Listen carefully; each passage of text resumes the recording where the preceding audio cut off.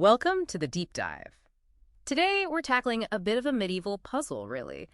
How did people actually survive winter inside those massive stone castles? Right. I mean, these places were built for defense first, weren't they? Thick walls, high ceilings, tiny windows. Exactly. Basically, giant refrigerators. They seem designed to just suck the heat right out of you. It's a real paradox. Yeah.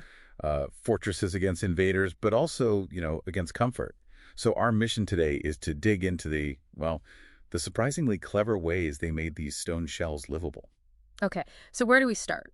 The Great Hall seems like the obvious place, the center of everything. Yeah, the heart of the castle. And you picture it cold, maybe echoey, Mm-hmm. but in winter it was actually buzzing. Think of it like an ecosystem. An ecosystem. How so? Well, the first layer of heating wasn't technology, it was just people, hundreds of them sometimes, Yeah. all generating body heat together. Communal warmth. Makes sense. But they must have had fires, too. Huge ones, presumably. Oh, absolutely. But it wasn't just chucking logs on. They were quite strategic about fuel. Strategic. Like what? Oh. They really valued woods like oak, beech, ash.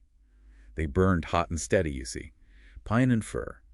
Less popular, too much smoke, too much resin. Ah, okay. So managing the fire itself was key. Definitely. And the wealthiest could even get imported coal, which actually pushed early castle tech forward. They needed better chimneys, better ventilation because of it. That's interesting. And this focus on the fire ties into the social structure, too, right? The seating arrangements. Exactly. It wasn't just about who was most important, it was practical. The Lord sits closest to the fire, highest status, yes, but also, critically, the most direct radiant heat. You literally felt your status in degrees Celsius, or, well, whatever they used then. Something like that. And just sitting a couple of feet closer made a huge difference. It was physics, really. Radiant heat drops off fast. Okay, so fire, people, seating strategy. What about insulation? You can't just heat a stone box easily. Right. So they used what they had, rushes like long grasses on the stone floors. To walk on? Partly, but mostly for insulation. It traps a layer of air, slows down the heat loss into the cold stone, and then tapestries on the walls. Ah, yes, the famous tapestries. More than just decoration, then. Much more. Think of them as sophisticated thermal barriers, often hung in layers, creating little pockets of dead air between the fabric and the stone.